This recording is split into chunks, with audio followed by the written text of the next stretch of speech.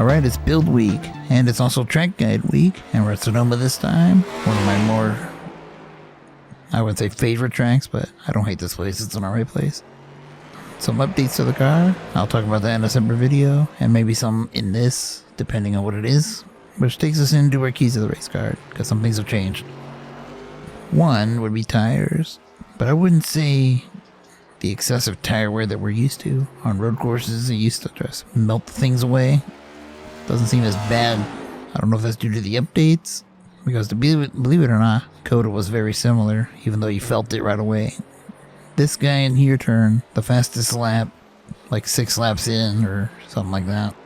And he was driving the shit out of it, so yeah. Number 2, it's a road course. Typical road course shenanigans. This car in particular, it's much better than what it was. You can really throw it around, but if you get over the edge, you're gone. Just like the real one, so that's just something to look out for. You don't have to be too afraid of it now. And number 3, it's still a road course. People are going to dive bomb. People are going to try to chuck it in there, outbreak each other. It might be some single car spins. No yellows.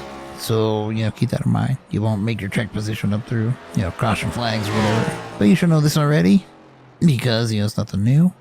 So we'll just go ahead and get to the lap, and we'll talk about it.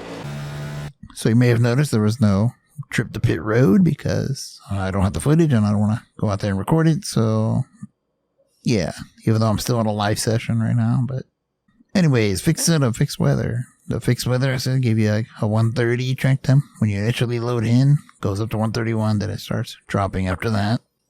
It's fixed setup, all that changed. And this is part of something that's new. See, before we weren't allowed to change the master cylinders, the sizes. And now we are. So the only change I made, you can see right here. 287 to my steering pinion. 0 on the outset. And I moved these to 13/16 of an inch. Or a metric. That. You see the whole thing right there. Or one more time. And originally it was a 15/16 to the front. And like a 1 inch to the rear. Now this, I'm going to explain it here. The bigger the number, which here 1 inch is the biggest. Right here at the bottom. That's going to give you the least amount of brake pressure to that particular cylinder, which is the rear, which means rearward brake pressure, more or less brake bias, but not exactly what it means, because you still got the brake bias here, has its own setting. It's just, there's more pressure to that line. So me, I go 13/16 all the way around, because I don't like having to push things to the floor, even though you still have to. And 50.5 on the brake bias. So let's see how this lap was done, then we'll talk about it. Again, I'm only going to show the second lap. I could go on and on to where I progressively get faster, but you only get 2 laps in queue. That's why I'm doing it this way. So here we go. As you can see here, I'm lifting already, but you can see I'm in 4th gear. That's as high of a gear as I'm going to use. So I'm going to say the gears while this lap is live. So we're in 4th. 3rd.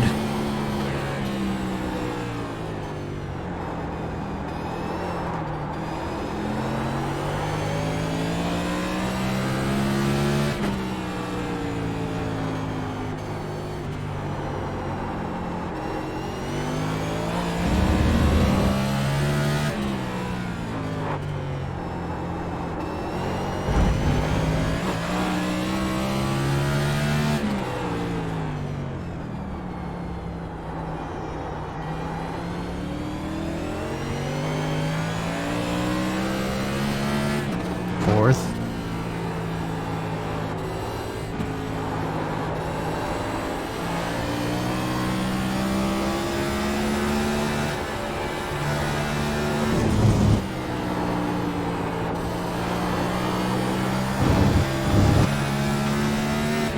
3rd, 2nd.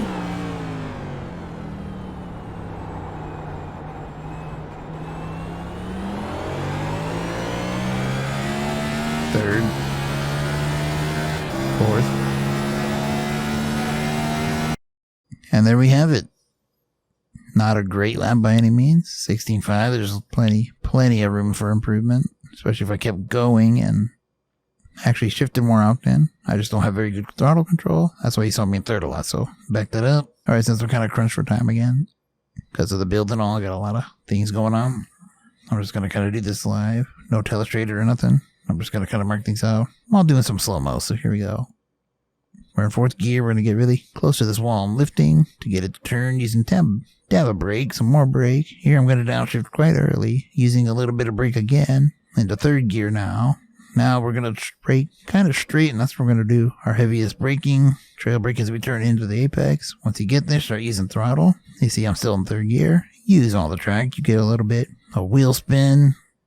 We're going to stay in third gear. Get to the right here, and once you get over this dip, which is right here, hard on the brakes again, just enough to slow it down, turn in, but don't jerk it in because it will break loose. It's happened already many times. I'm using throttle to set up the right-hander. We're going to let it get to the apex and start throttling up. Here's a blind corner. You can't see it, but once you get over that, stay in it. We're going to brake here. I have to stop for this. You see this little dust marker, and where this bar in the middle here, where they meet, and the cone that's there. I know I said I wouldn't stop. There's a little cone here, and this dirt thing. That's kind of what I'm looking at. So again, brake hard. We're going to leave it in third. There's a tiny bit bump here, and that's when we'll start trail braking. So we're releasing the brake very slowly as we turn into the curb. Again, once you get it roll, it turns a little better when you do that for some reason. Get on the throttle here. You want to be straight going over this curb and try to be as straight as possible staying in the throttle because you will spin. So make our way to the brake zone. I'm braking here as soon as I see that post over there, the cone over here on the right, and more or less this brace here in line with the line in front of you. So here you'll see me hard on the brakes. It's about as hard as you can get with these master cylinder settings. Again, trail braking to the corner. Once you get it to turn, and it actually rotates, you can let it roll the rest of the way because it seems to like that. Get as close to that curb as you can. Throttle up, stay left. We're still in third gear, which means you can use a lot of throttle. That's just the way I do it. I shift to fourth while doing that caress. Move to the left. Let it roll to the right. Now we're going to throttle up. You can use way more throttle than we have in the past. Keep it nice and tight here. To the left. Use some brake to get into the corner. I'm still in fourth gear. Use all the track. Brake hard as soon as you get into this dip. Third gear, second gear, hard on the brakes, trail brake into the right-hander. Let it roll. Once you get it pointed, use the throttle in second gear. Careful because it could wheel spin. Up to third gear. And up to fourth gear. And to the line. There you go. Alright, there's plenty of room for improvement. Like I said, the tires weren't all the way warm. Takes about 5 laps. That's when you can probably get your quickest lap time. Some guys in the 15s in here, which is not too bad. I just wanted to get a decent lap in basically what's doable in just 2 laps only. And obviously super fast guys are going to be super fast, so don't worry about that. Hopefully this helped enough. And yeah, so Sim Racing Chewy side.